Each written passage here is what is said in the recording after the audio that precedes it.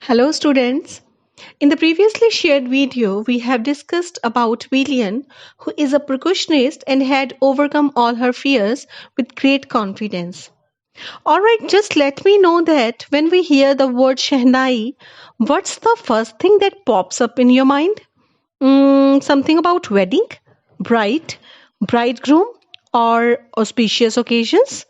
But when I hear about Shehnai, I remember only one name, that is Ustad Bismillah Khan. In this video, we will know about the journey of Ustad Kumaruddin Bismillah Khan, often referred to by the title Ustad. He was an Indian musician created with popularizing the Shehnai, a subcontinental wind instrument of the oboe class. This chapter is written on the theme that music transcends all barriers. The authors focus on Bismillah Khan's achievements in the field of classical Shehnai. Music reveals how this great musician's life was devoted to his passion for Shehnai. It was Bismillah Khan's secular approach to music that he sharpened his skill without any bias towards the source of his opportunity. The life of this legendary musician is an example of the rich cultural heritage of India that respects talent irrespective of the religion of the artist. Cawley has beautifully described Ustad Bismillah Khan, who have marked his name in the world of classical music world. Before proceeding with the chapter, let's know about the main characters of the chapter, that are Ustad Bismillah Khan. He was a great Shehnai player. His contribution to Shehnai will always be remembered. From his very childhood, he was a great learner. He watched his maternal uncle Ali Bakhsh at Benares and learned the lesson of Shehnai from him. As he was dedicated to Shehnai, he practiced for hours on the peaceful bank of Ganga in Benares. He developed different varieties of Hindustani ragas and became popular. He was unable to forget the Ganga, Benares, and the Mattha of Dumrao. He had visited several countries but never tried to settle there. He got the opportunity to celebrate the independence of India by playing Shehnai on the ramparts of the Lal Killa. His music really moved the country. Finally, he was given the highest civilian award, the Bharat Ratna. The other one is Ali Bakhsh.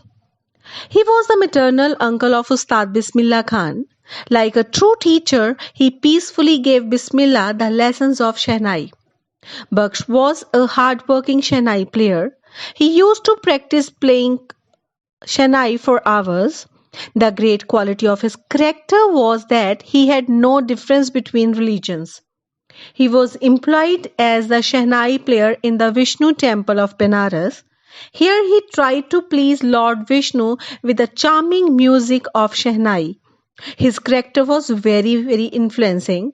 He taught Bismillah the importance of constant practice and dedication of work.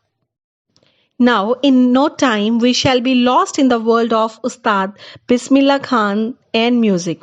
So pay attention to know more about Ustad Bismillah Khan. Bismillah Khan made a valuable contribution to the world of music through the Shehnai.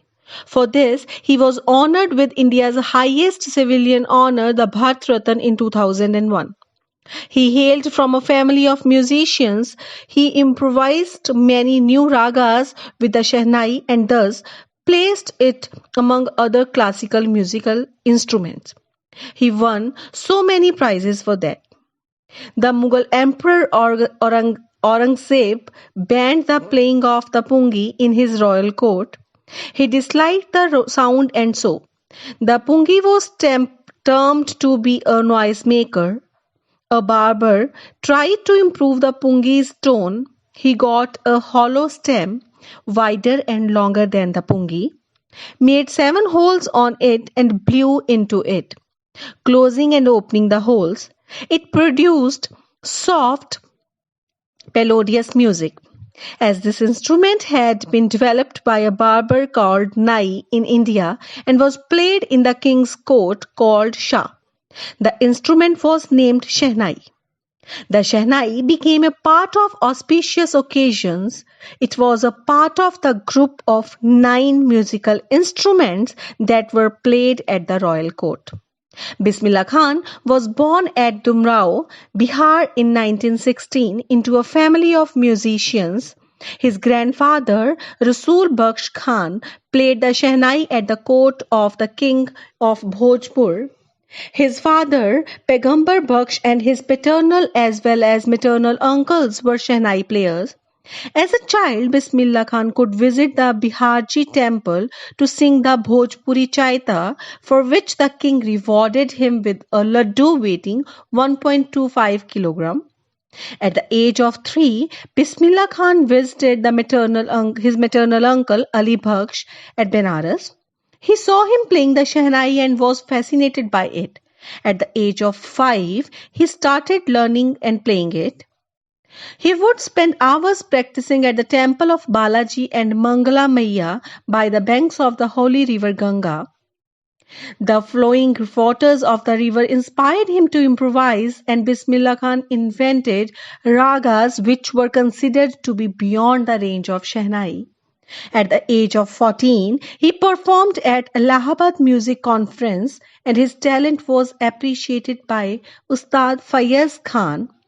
In 1938, he started performing from the Lucknow station of the All India Radio. The day India gained independence on 15th August 1947, Bismillah Khan performed from the Red Fort and greeted the country through his Shehnai. He recited Rag Kavi, which was followed by Pandit Jawaharlal Nehru's famous Tryst with Destiny speech. Bismillah Khan performed all around the world. His first foreign performance was in Afghanistan, where the king was so impressed that he gifted him many pearls. Bismillah Khan composed music for 2 films, Hindi film titled Goonj Uthi Shehnai directed by Vijay Bhatt and Kannada film titled Sandhri Apna by Vikram Srinivas. He was the first Indian to perform at the Lincoln Center Hall in the United States of America. He also performed at Montreal, Cannes, and Tokyo. In Tehran, an auditorium was named after him. Tahir Mosiki Ustad Bismillah Khan. Ustad Bismillah Khan said that music was India's richest heritage.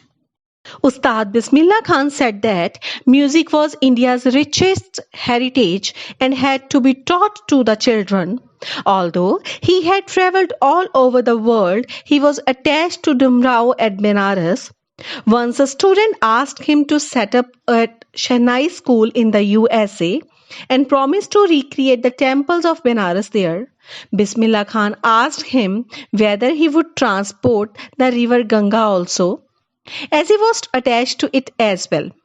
Bismillah Khan is a true example of a secular Indian. As being a Muslim, he played the Shehnai at the Kashi Vishwanath temple. For him, music was above religious barriers. So students, what we learn from his life is that Indian music is very rich and innovating. Great musicians like Bismillah Khan not only adopted and inherited traditional music but also enhanced it with their original contributions. The feature conveys the message in Bismillah Khan's own words. Teach your children music. This is Hindustan's richest tradition. Even the West is now coming to learn our music. Another message that the feature gives is that one must love one's country and rise above communal feelings. Hope you have enjoyed watching it. Thanks for watching.